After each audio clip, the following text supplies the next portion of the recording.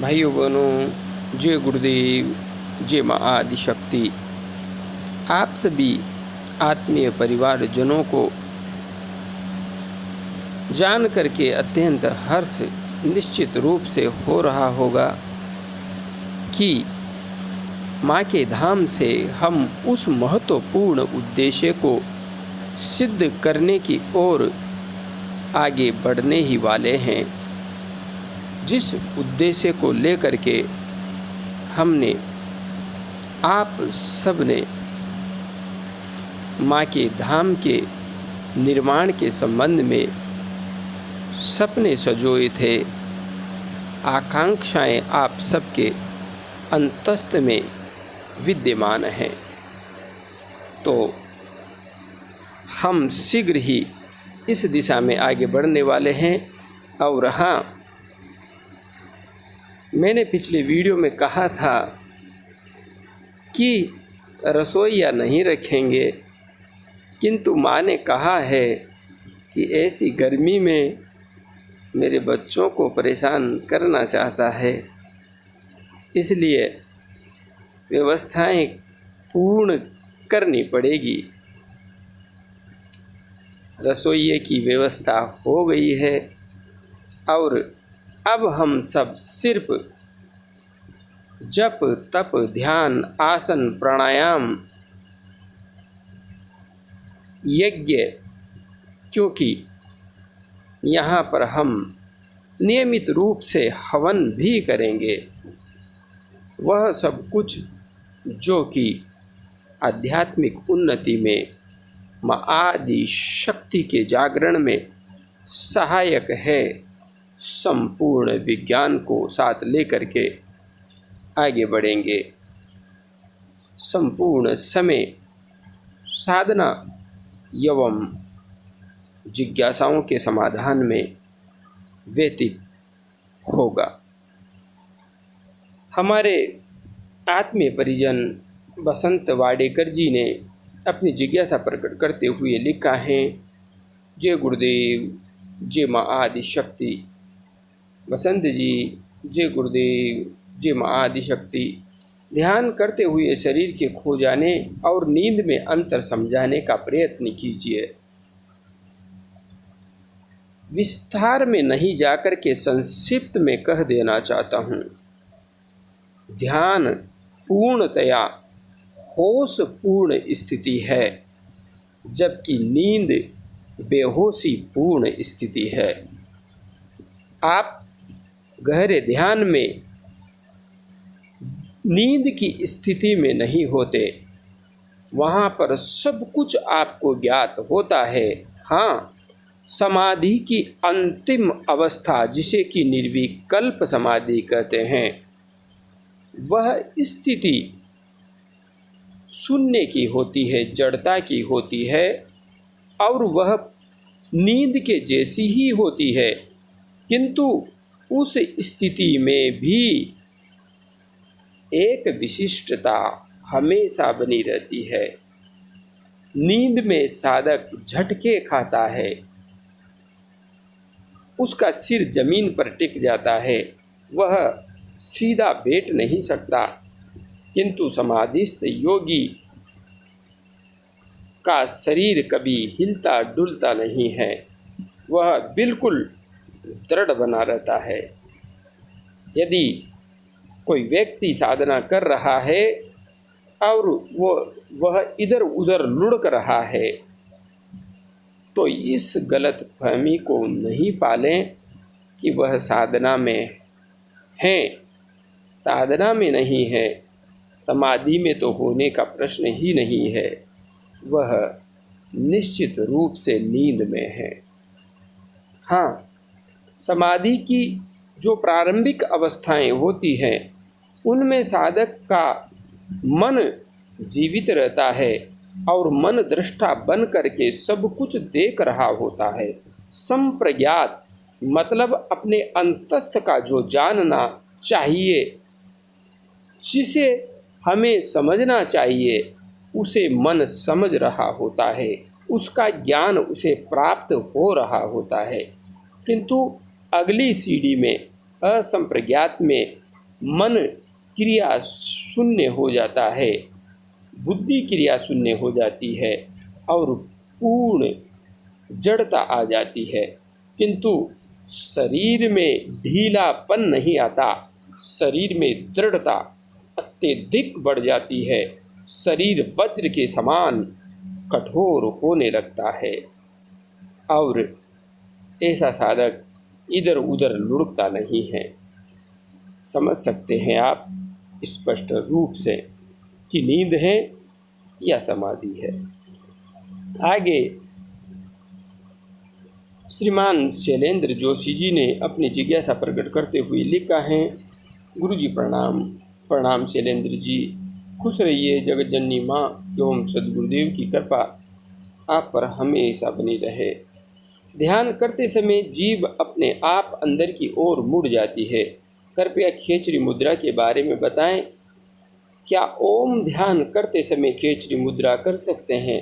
बिल्कुल, ओम का ध्यान करते हुए खेचरी मुद्रा करने में कोई समस्या नहीं है। आप किसी भी अन्य मंत्र का यदि जप भी करते हैं उस समय भी खेचरी मुद्रा कर सकते हैं। मौन मानसिक जप करें और आप खेचरी मुद्रा जिह्वा को उलट करके छिद्र में प्रविष्ट करने का अभ्यास कर सकते हैं। बाकी जहाँ तक बात है खेचरी मुद्रा के बारे में बताने की, तो इस संबंध में मैं पहले वीडियो बना चुका हूँ, खेचरी मुद्रा का संपूर्ण रहस्य।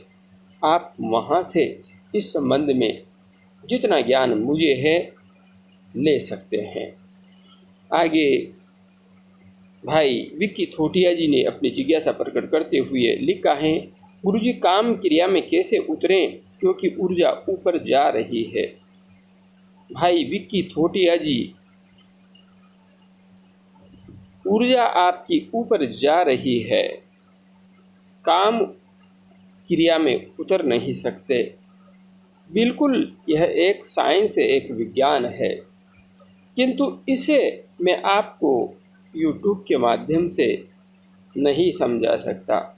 यह अपने आप में एक विशिष्ट क्रिया विधि है जो आपको मेरे पास माँ के धाम में आकर ही सीखनी पड़ेगी, क्योंकि इसमें कुछ विशिष्टता है, कुछ समर्पण है जो कि आपको यहाँ आने के बाद ही सीखने को मिलेगा।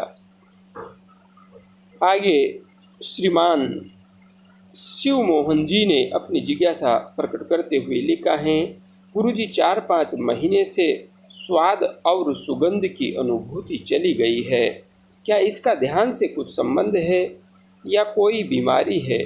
मैं 2 साल से ध्यान कर रहा हूँ। कानों में पिछले 8-10 साल से अंदरूनी गूंज चल रही है, लेकिन बाहर कोई आवाज़ नहीं होती।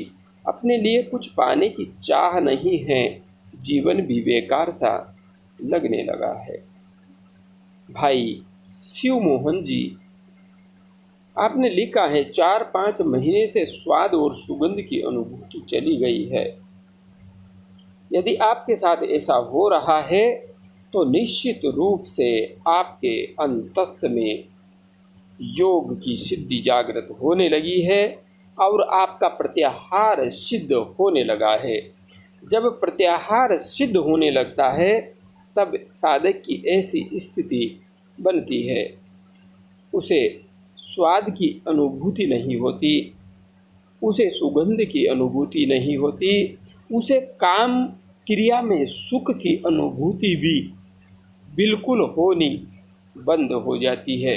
मतलब इंद्रियों के जो सुख हैं वे सारे सुख मिथ्या हो जाते हैं।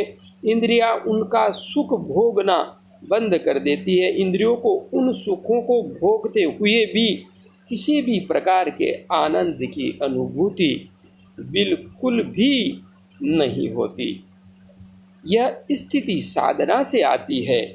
कोई व्यक्ति अपने आप को रोक कर बैठा है, स्त्री से दूर कर लिया किंतु मन वहीं जा रहा है, भोजन अच्छे भोजन से दूर कर लिया लेकिन मन वहीं जा रहा है, नहीं हो सकता। उसे प्रत्याहार की सिद्धि नहीं कर सकते। ऐसे व्यक्तियों को सच्चे अर्थ में योगी नहीं कर सकते। साधना करके, जप तप ध्यान करके, जब हमारे अंतस्थ में एक साइंटिफिक मार्ग से रूपांतरण घटित होता है, तब हमारी इंद्रियां उन सुखों के प्रति आसक्ति का पूर्णतः त्याग कर देती है। तब जा कर के प्रत्याहार सिद्ध होता है और यह मन उस ओर जाना ही नहीं चाहता। बिल्कुल भी मन उन विषयों की ओर जाने का होगा ही नहीं। तब जा कर के वास्तविक अर्थ में कोई योगी ब्रह्मचारी कहलाने योग्य होता है। बाहर से दिखावा करने से योग सिद्ध नहीं होता, न ही ब्रह्मचर्य सिद्ध होता है। कानों में पिछले 8-10 साल से अंदरूनी गूंज चल रही है। आप 2 साल से साधना कर रहे हैं, अंदरूनी गूंज 8-10 साल से चल रही है, तो निश्चित रूप से यदि आपके यह गूंज पहले से चल रही है तो पिछले जन्म की साधना आपके साथ रही है, उसी का प्रभाव आपके साथ है और उसी के परिणाम स्वरूप आप बड़ी कम अवधि में बहुत ही ऊंची स्थिति तक पहुंच गए हैं। यह अपने आप में एक दुर्लभ स्थिति है जो कि सहजता से हर किसी को प्राप्त नहीं होती है। किंतु जब यह स्थिति प्राप्त होने लगती है तो साधक घबराता भी है, डरता भी है, क्योंकि जीवन का सारा रस समाप्त होने लगता है। यह जीवन पूरी तरह से निरर्थक दिखाई देने लगता है, व्यर्थ दिखाई देने लगता है। यह प्रकृति पूरी तरह से निरर्थक दिखाई देने लगती है। किसी भी वस्तु के प्रति कोई आसक्ति मन में आती ही नहीं है। इसलिए आप लिख रहे हैं, अपने लिए कुछ पाने की चाह नहीं। यही होता है, अपने लिए पाने की चाह नहीं, किंतु जीवन तो फिर भी रहेगा। इस जीवन को समाज के लिए समर्पित कर दो। विषयों से मुक्त हो करके, कामनाओं से मुक्त हो करके, वासनाओं से, चाहनाओं से मुक्त हो करके इस जीवन को समाज की सेवा में समर्पित कर दो। फिर आप देखेंगे कि आप अपने आप में एक विभूति बनते जा रहे हैं। अपनी साधना को जारी रखो और अपने मन को एवं तन को माँ के इस विराट स्वरूप अर्थात ये संपूर्ण ब्रह्मांड माँ का विराट स्वरूप ही है। सब कुछ उसी का अंश है, उसी का विस्तार है। तो इस संसार को उसी का स्वरूप समझ करके इसके कल्याण के लिए कार्य करने लगो, सब कुछ सही लगने लगेगा। हाँ, यदि अधिक विरक्ति आ रही है तो आप थोड़ा ध्यान घटा सकते हैं, इससे यह विरक्ति का भाव कम हो जाएगा। और यदि आपको स्वाद और सुगंध की अनुभूति भी चाहिए तो ध्यान को घटा दीजिए, वह भी आपको फिर से प्राप्त होने लगेगी। आपको मेरी शुभकामनाएं हैं। इस लेवल तक पहुँचे हैं, अपने आप में उत्कृष्ट स्थिति है। आज के लिए इतना ही। आप सभी आत्मीय परिवारजनों को बहुत बहुत शुभकामनाएं। आप सबके सहयोग से, आप सबकी मंगल कामनाओं से माँ का धाम उस स्थिति तक पहुँच गया है जहाँ से हम मानव मात्र की सेवा का जो लक्ष्य धारण करके, जो ध्येय अंतर आत्मा में धारण करके आगे बढ़ रहे थे, उसे सहजता से पूर्ण करने की स्थिति में आ गए हैं। फिर से आप सबका बहुत बहुत साधुवाद। आइए आपके अपने धाम में, यहाँ पर मेरा कुछ नहीं है, सब कुछ आप सबका है। हम सब मिल कर के माँ के इस धाम में अध्यात्म के उन मूल एवं गूढ़ रहस्यों को पूर्णतया विज्ञान की कसौटी पर तौल करके वैज्ञानिकों को भी नतमस्तक होने पर मजबूर कर देंगे। इसमें मुझे कोई भी संशय न तो था, न है और न कभी होगा। हर चैलेंज स्वीकार है, हर चुनौती स्वीकार है, क्योंकि सनातन का मूल ज्ञान विज्ञान पर आधारित था, है और रहेगा। इसे हम डंके की चोट पर साबित करेंगे। जय गुरुदेव, जय माँ आदि शक्ति।